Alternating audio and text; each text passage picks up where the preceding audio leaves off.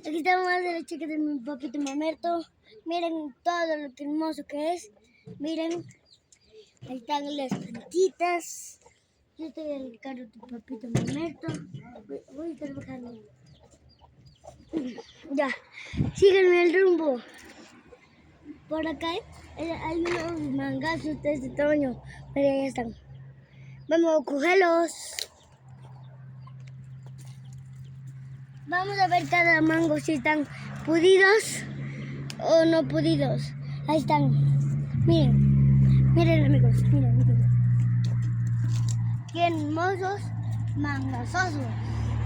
Miren estos mangos.